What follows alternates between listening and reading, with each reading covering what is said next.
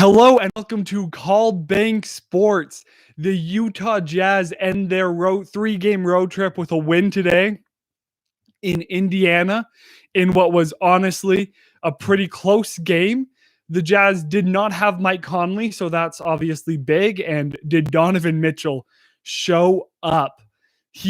What was the exact stat line? Let me not discredit him at all, since he just had an absolutely amazing game today.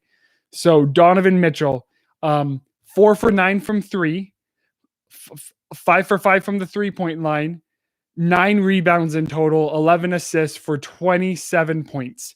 Now, he was 9 for 25 from the field, which, where are we going to put that? Just over 30%.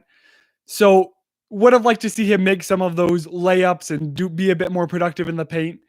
But overall, just absolutely amazing. And he showed that, if Conley's not on the court, if someone else needs to get those assists, he's capable of doing that. So super happy for that. This is kind of a weird timed game with it being Super Bowl Sunday and in the morning. So sorry for getting to this live stream a bit late. Thanks to everyone who's turning in live. And if you can just leave your comments in the live chat, I'll definitely get to those. So overall, not the most amazing game for the Jazz when you look at the box score. Shot less than 41% from the field, only shot 31% from three, 67% from the free throw line. So pretty good from that perspective, but not the most amazing game. However, I did mention the Jazz, this was their third road game in 4 days. This was a morning game instead of an evening game, which would have given them a bit more rest. And they don't have Mike Conley. And this is a pretty good Indiana Pacers team. They're a top 12 team in the league who is playing really well overall. So I'm super happy to see the Jazz just grind this win out. The Jazz had a hard-fought first quarter, came out on top. Hard-fought second quarter, went to the second half tied. Jazz won the third quarter, and then just hard-fought fourth quarter. The Indiana got back in it and was able to tie it up, but was not able to win the game. So Donovan just had an amazing game in being able to facilitate, and it really helped that Gobert opened up the paint. He was 7 for 9 from the field, 16 points. He was 2 for 9 from the free throw line. So that's absolutely abysmal. I don't know what's going to help him improve. I don't know what he needs to do. But if Rudy became a 75% free throw shooter, even a 65%, that would just add a complete other level to the Jazz that would make him even more dangerous. Not by much, but dangerous enough that it would definitely win them some games. So I'm going to get to the live chat here and just kind of read some of your guys' comments. If you can leave a like on the video, that would be awesome. It helps people find us and helps us build a bigger community here. So thanks so much for tuning in, and let's go to the comments. So the Pacers do give the Jazz a lot of trouble, especially when they are such a solid team with Sabonis and with Miles Turner. And let's see who else deserves some credit. So Sabonis had 20 points, but was also minus 20. Brogdon had 15, and off the bench, McDermott had 18. So not a terrible night from the Pacers, but the Jazz were the better team, and they played a good enough defense to outbalance their relatively poor offensive night without Conley on the court. Jazz are still the number one from Corbin Brown. Yeah, I do think the Jazz are playing the best basketball in the league right now. I have a hard time saying they're number one just because LeBron James is LeBron James. And so whenever LeBron James wants to have an amazing night, he has it. So I'm still waiting for the 24th, waiting to see how the Jazz do in that game, and I'm excited. But the Jazz definitely are playing the best basketball in the league right now, and by far the most consistent basketball as well. Oh, had Don got that last rebound, that would have been awesome. I don't know if that would have been his first career triple-double, but that was just awesome to see him have just a great statistical night and also to have the Jazz pick up the win without Conley. So nice win going into a big 12-game stretch. Yeah, this is an just a monstrous 12-game stretch they're going into where like only three, or if you watch our video yesterday where we talked about the Jazz as playoff contenders, only 3 or 4 of the teams that they're playing, the Pacers being included, would surprise me if they made it to their respective conference finals. The Jazz are playing a lot of just amazing teams that could make the championship.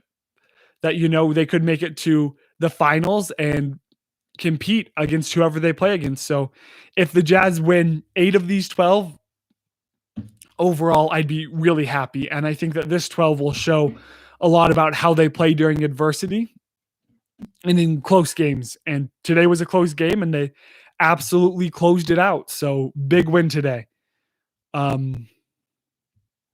Let's see. Chiefs or Bucks? I go to BYU. I've got to go with Andy Reid and Daniel Sorensen. I've got to go with the Chiefs. So after this, I'm going to go turn on the TV, and thanks for everyone tuning in right before the Super Bowl. But I'm going with Patrick Mahomes, and I'm going with the Chiefs today. Do I think Tom Brady could win it? Yeah, but I do think the Chiefs will win today. Okay. So Jazz fan, when do you think Conley will return? My guess, he'll return Friday.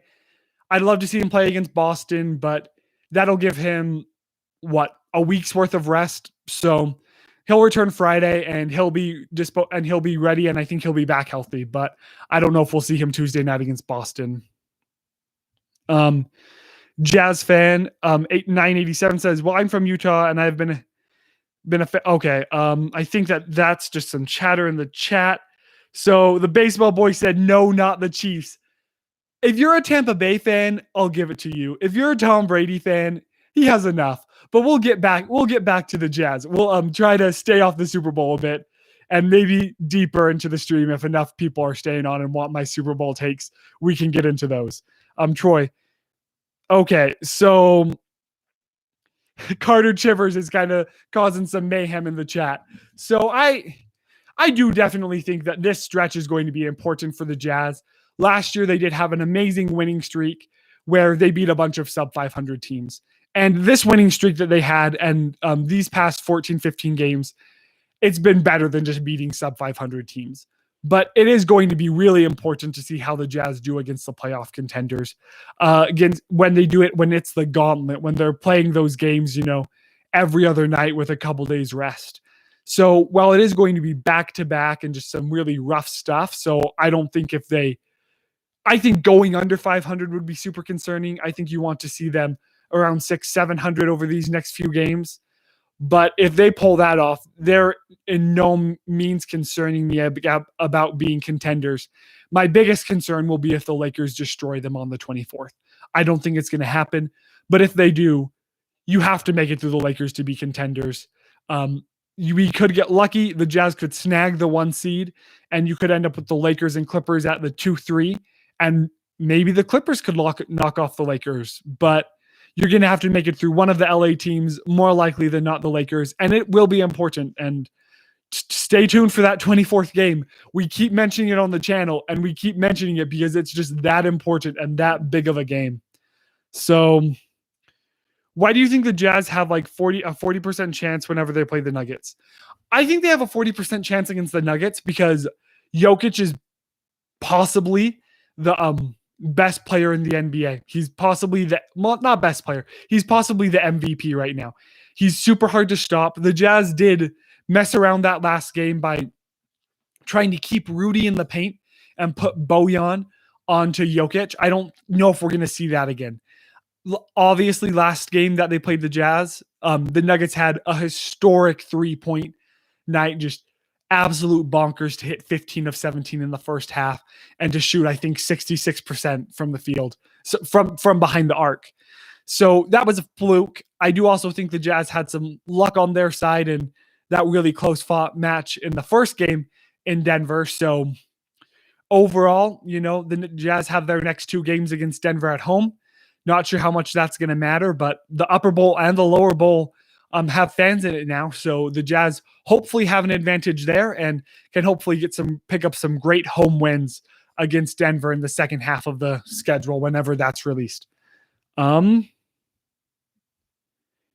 Jokic does make it hard for us to run the defense the way we want. So that's absolutely why Denver's rough. And if they picked up PJ Tucker, I mean, PJ Tucker's not like one. He's a good player if you use him right. So I think that Denver could be scary. We'll see. We might end up playing them in the second round of the playoffs, depending on what happens. So it's going to be big. We're going to need to figure out how to beat Denver, since we're going to have to play probably both LA teams and possibly Denver in the playoffs. And if you make it through those teams, then you deserve to be in the finals, no matter what anyone says, and no matter what COVID does to this year. So,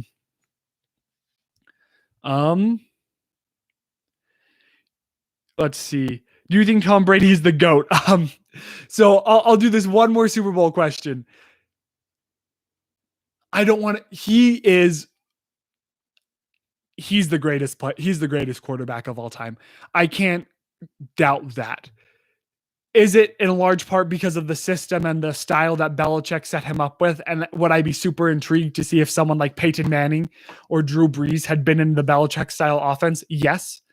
But I don't know. But they weren't. And Tom Brady was. And he made it to the Super Bowl without Belichick. So I do think he's as much as it pains me to say, I do think he's probably the GOAT when it comes to quarterbacks. I don't know if I take him on my team. I don't know if he's the best quarterback of all time, but he's the greatest quarterback of all time. And I know that that's mincing words there, but that's my thought. So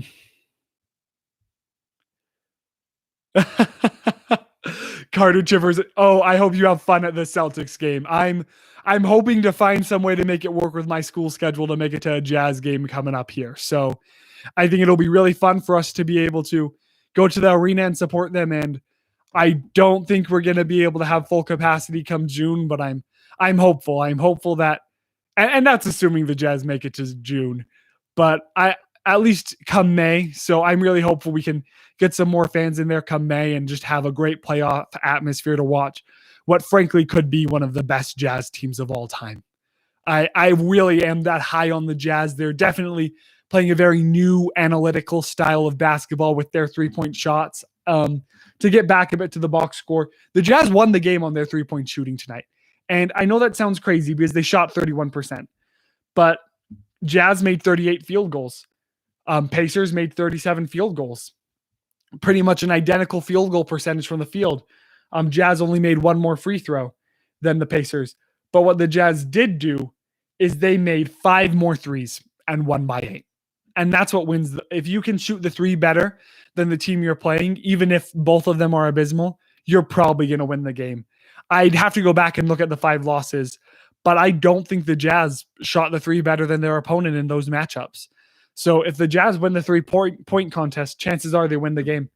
Looking at what Dale talks about a lot, and I totally get, the Jazz did have 14 to 9 turnovers, so that's plus 5 in the wrong direction for the Jazz. So turnovers, still need to work on it. I'd be amiss not to mention that, but this was the 3rd game in 4 days, all on a road trip, traveling between each one. So super great game for the Jazz. So what do I think about the next game against the Celtics? I don't think we can win it without Conley. Well, I think we can win it because we beat a really talented team in like the Mavs without Donovan. But I'd really like Conley. Friday night, I watched the Celtics game, the Celtics Clippers game, where the Celtics were down by double digits going into halftime, came back, outscored the Clippers by like 18 in the 3rd quarter, and were able to hold them off in the 4th. The Celtics are a good team with a lot of talent, and it'll be interesting when you're able to put someone like, when you're able to have Jason Tatum, Jaylen Brown, Kemba Walker all on the court. How will the Jazz defense be able to handle that high power wing offense? So it'll be really telling for the Jazz.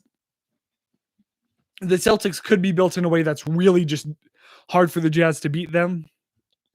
So thankfully, come playoff time, the only way we're going to see them is the finals. But hopefully the Jazz are able to go out and just light it up from 3-point range and get some nice looks inside.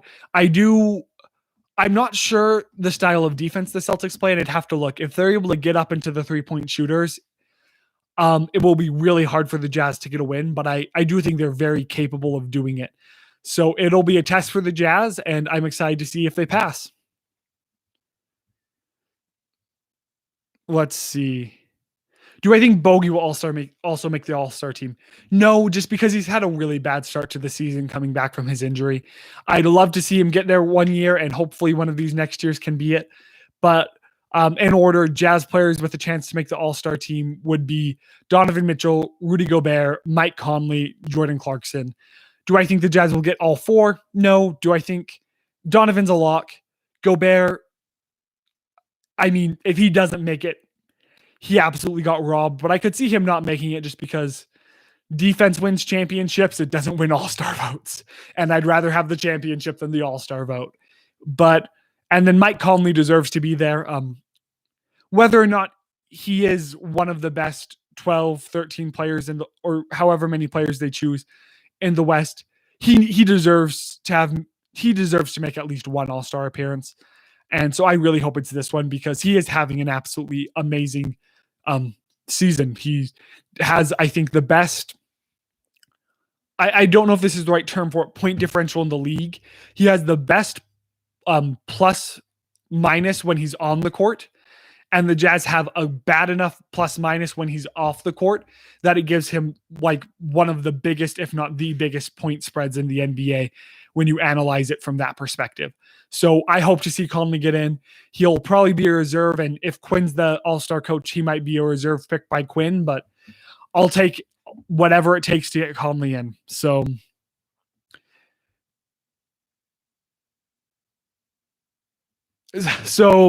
completely random question from Carter Chivers.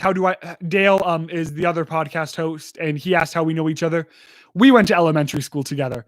So we've been friends for well over a decade and just really have always enjoyed chatting about the NBA. So that's how we got this going. And it's honestly grown so much faster than we thought it would. And we really appreciate just all of you guys, especially tuning in live just, 7 minutes before the Super Bowl kicks off. So it's super awesome and we're super excited, and just thank you guys so much for helping us hit our subscriber goals and helping us get to closer to that 1,000 mark that we're shooting for by the end of the season.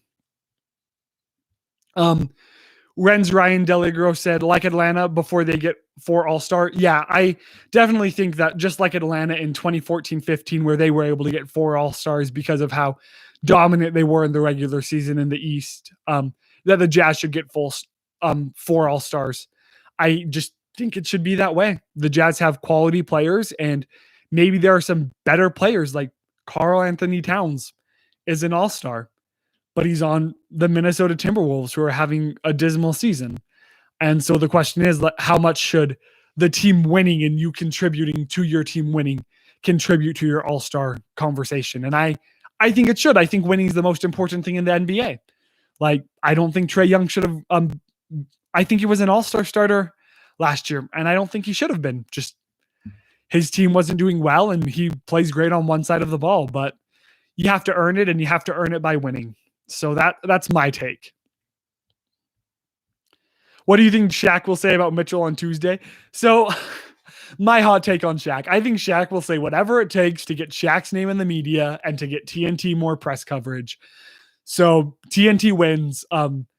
Like, those guys, the ones who are basketball players, were great players. Like, they do have some good analysis, but their job is to be a reality TV show. Like, that's what they are.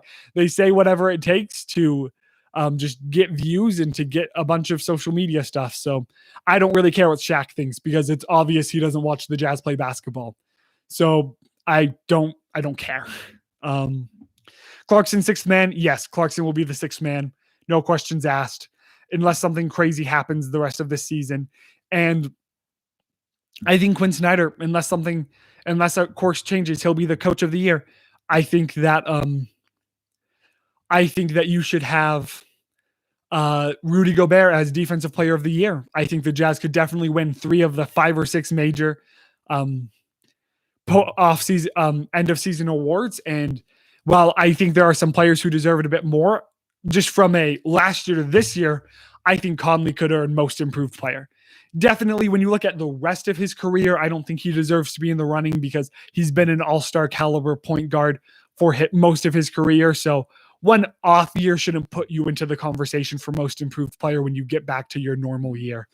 So Carter says in the chat, I saw an article that the Jazz could trade Bogey for DeRozan. I think that would be kind of stupid, but do you think the Jazz would do something like that? I think that would be the absolute one of the worst moves the Jazz could make. I just don't even understand why you would consider making that move. DeMar DeRozan cannot hit a three-point shot. He plays inside the paint and he plays the mid-range, and that's who he is. And the Jazz are a three-point shooting team. I know Bojan's been hurt. The only way that I could see that being a good trade is if you knew Bojan was never going to get back to what he was last season. But the last few games, he's been showing that he can. So, no, don't make that trade. I have a really hard time seeing any trades I want the Jazz to make because they don't really have any just collateral on the roster they could trade.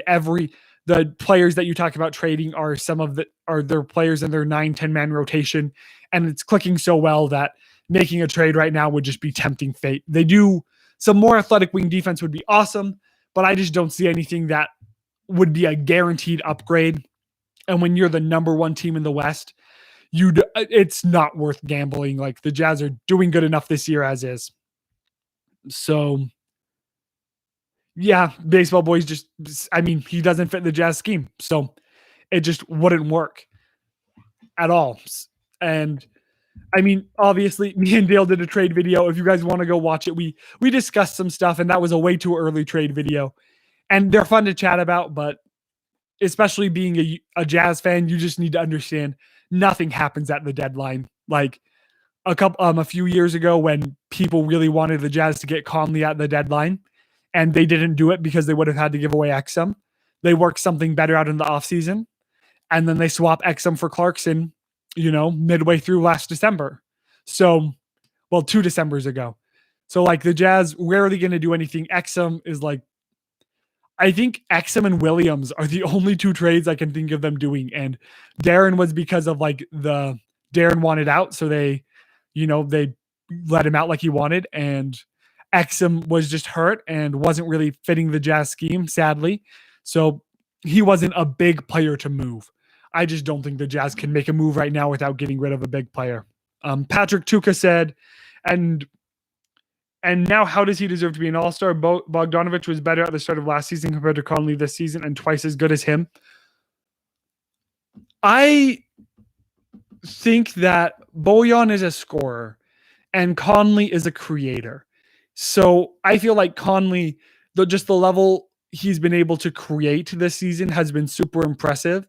And while straight box score, he might not look the best, the addition he brings when he's on the court in the plus minus versus what the Jazz lose when he's off the court in the plus minus is just way too big for me to discount. And yes, maybe Conley shouldn't be an all-star. I'll concede that. But I just feel like Conley, with the type of career he's had, deserves to be an all-star at one point. And I think this year would be a great year to give it to him, being on the number one team and being such a big contributor. He said outright, he did, I believe he did a podcast with Woj. Great listen. And Woj said, how do you feel about not being an all-star? And Conley said, it sucks. And I want it. Because if Conley was in the East instead of in the West, he'd be a 6-7 time all-star. So I really think that the NBA just needs to move away from conferences determining all-stars.